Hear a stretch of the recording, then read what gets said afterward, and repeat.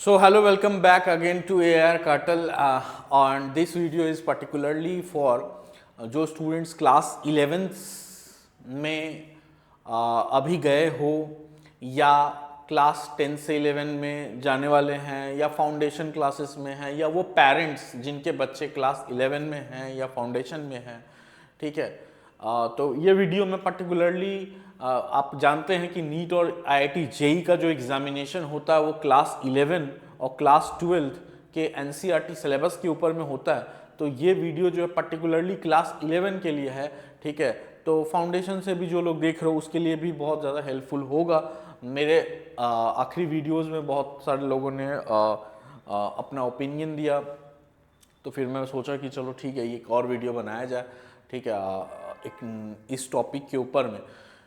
Because class 11th is the most important class, most important year आप बोल सकते हैं और मोस्ट डेंजरस ईयर भी इसको आप बोल सकते हैं। अगर आपका क्लास 11th खत्म हो गया, बर्बाद हो गया, तो ऑलमोस्ट आप समझ लीजिए कि आपका आईआईटी जेईई या नीट जो है, ठीक है, वो उसका सीन जो है बंद हो जाएगा, ठीक है। कब के लिए बोल रहा हूं मैं? अपियरिंग, जब आप 12th अपियरिंग और आप सोच रहे आप नीट क्लियर कर लेंगे, तो प्रैक्टिकली मैं बता रहा हूं आपको ड्रॉप लेना पड़ेगा, ठीक है। आप क्लियर कर सकते हो, 1-2 साल ड्रॉप लेके कर सकते हो, बट ठीक है 2 साल 3 साल ड्रॉप लग जाते हैं लोगों के। लेकिन ठीक है, अगर क्लास 11th अच्छा कर गए आप और पूरा एकदम फोड़ दिए क्लास 11 को, तो ठीक है, आप समझ लो कि आपके लिए टास्क जो है बहुत ज़्यादा इजी होने वाला है। लेकिन क्लास 11 को फोड़ना, ठीक है, बहुत बहुत ज़्यादा टफ है। मैं देखा हूँ जो लोग क्लास 11th में थोड़ा बहुत छोड़ भी देते हैं, उसको भी मैं अच्छा स्टूडेंट मानता हूँ। वो भी कभी कभी 12th क्वालिफाई कर लेते हैं, 12th के साथ ही नीट और जेई क्वालिफाई कर लेते हैं, ठीक है। अगर थोड़ा बहुत छूट भी गया हो, मतलब आप 95% भी अगर इसको कर लिए, क्यों बताता हूँ, ठीक है। तो चलिए बेसिकली डिस्कशन करते हैं कि first point is sudden syllabus shock. सबसे बड़ा पॉइंट है इसमें कि सडन सिलेबस शॉक आता है। क्लास 10th का जो आपका सिलेबस है वो बहुत इजी है, वेरी इजी। पीसीएमबी, उसमें जो फिजिक्स, केमिस्ट्री, मैथ्स और बायोलॉजी का सिलेबस है वो बहुत बेसिक है, बहुत फंडामेंटल है। बहुत सारा चीज ऐसा है जो आपका कुछ भी थोड़ा भी नहीं है क्लास 10th के लेवल में, और क्लास 11th में अचानक से वो चीज इनपुट किया गया, उसको ऐड किया गया और उसको बहुत वास्ट वर्जन है। जैसे स्पेसिफिकली अगर हम बात करें physics, organic, chemistry, class 11th जो है वहां पे बहुत डीप कॉन्सेप्ट होता है। अब ऑर्गेनिक आप क्या ही पढ़ते हो क्लास 10 में, क्या है आपका सिलेबस में? और फिजिक्स आप नाम के लिए पढ़ रहे हो 10th, ठीक है, 9th 10th में। स्पेसिफिकली जो लोग वेस्ट बंगाल बोर्ड और ये सब स्टेट बोर्ड से बिलोंग करते हैं, उनका तो मैं क्या ही बोलूँ, ठीक है। उनको तो 9th क्लास तक पढ़ाया जाता है, force equal to mass into acceleration, और उस पर ठीक है 2 सम दिया जाता है, बहुत बहुत फंडामेंटल सम, वो भी नहीं सीखते हैं लोग, वो भी ठीक है। 30 मार्क्स जो है, 25 मार्क्स जो भी है पासिंग मार्क्स है आपका, ठीक है।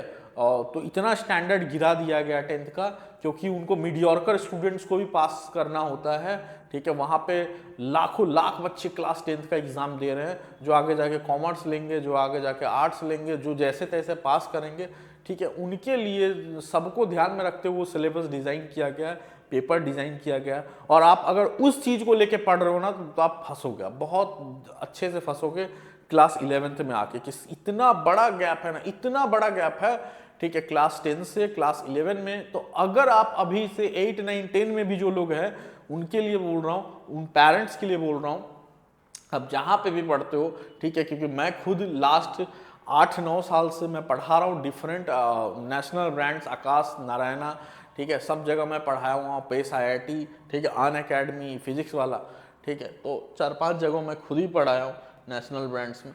तो मैं देखता हूँ ऐसे स्टूडेंट्स को, देखता हूँ सबसे बड़ा प्रॉब्लम यही है, क्लास फाउंडेशन क्लासेस उनका अच्छा नहीं था। और अगर फाउंडेशन ठीक नहीं भी हुआ, तो अगर आप क्लास 11 में आ गए, तो अब मैं बोल रहा हूँ क्लास 11 में आने के बाद भी लोग सीरियस नहीं होते, इतना बड़ा जंप है। तो 11th में आने के बाद भी क्या प्रॉब्लम करते हैं, एक बहुत बड़ा प्रॉब्लम है ओवर कॉन्फिडेंस।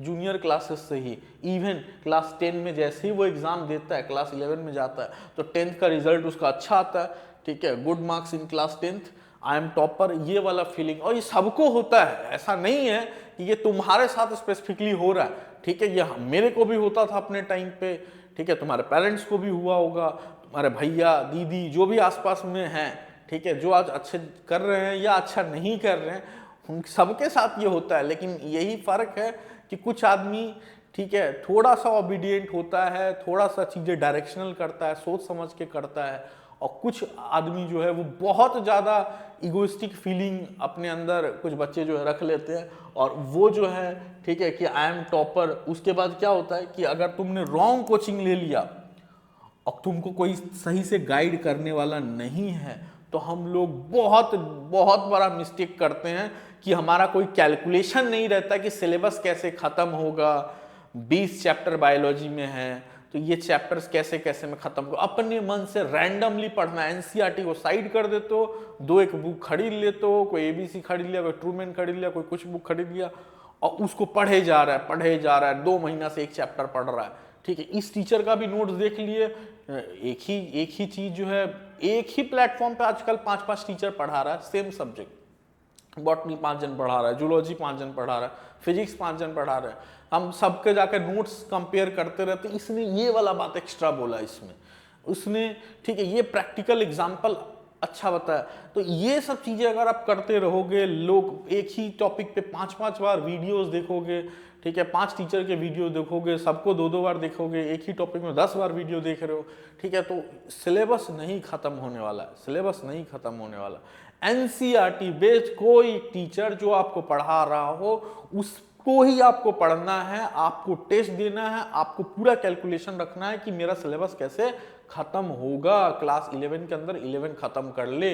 और अगर आप अच्छे स्टूडेंट हो, अगर आप थोड़ा शुरू से प्रिपेयर्ड हो, तो अगर कुछ 12th का पोर्शन भी कवर अप कर लो, ठीक है, तो सोने पे सुहागा जिसको बोलते हैं, तब तो आपका समझ लो, ठीक है, बहुत सही ट्रैक पे हो आप।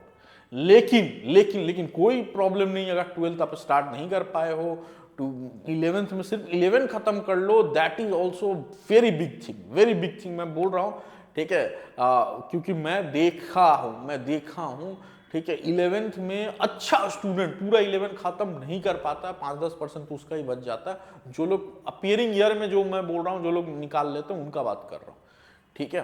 तो वो यहाँ पे पॉइंट चल रहा है।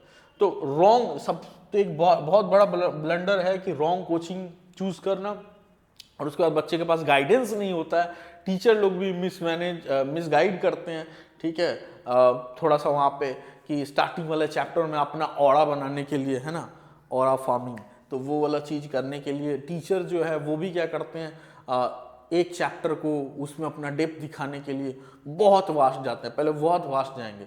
कोई क्लासिकल बॉटनी से मान लो स्टार्ट कर दिया, जियोलॉजी में स्टार्ट हो गया, आप बायोमोलिक्यूल पढ़ाएंगे, 1 महीना तक बायोमोलिक्यूल पढ़ाएंगे, ठीक है, इंजाइम तुमको, ठीक है, हर डायरेक्शन में इंजाइम पढ़ाया जाएगा, जो बीएससी और एमएससी के सिलेबस में उन्होंने पढ़ रखा है खुद, ठीक है। तो उन्होंने जो अभी उन्होंने पढ़ा वो जाके तुमको, ठीक है, क्लास में उल्टी कर देंगे, ठीक है, वो जरूरी नहीं था, वहाँ पे नहीं जा। नीट का पर्टिकुलरली अगर मैं बोल रहा हूँ, नीट का अगर आपका स्ट्रेटजी है, जेई मेंस का स्ट्रेटजी है, एडवांस के लिए थोड़ा अलग अप्रोच रहता है, लेकिन आप नीट के लिए अगर पढ़ रहे हो तो वहाँ ये बिल्कुल जरूरी नहीं है। Specifically I am biology teacher, तो मैं नीट को थोड़ा सा ये करके बता रहा हूँ, ठीक है। तो आपका पूरा सिलेबस 720 में 720 एनसीईआरटी बेस्ड आता है, ठीक है। आपको क्वेश्चंस अच्छे प्रैक्टिस करने हैं, थोड़े से फिजिक्स में, केमिस्ट्री में, बायोलॉजी में, वो दैट इज डिफरेंट थिंग, थोड़ा बियॉन्ड द एनसीईआरटी क्वेश्चन भी प्रैक्टिस कर सकते हो।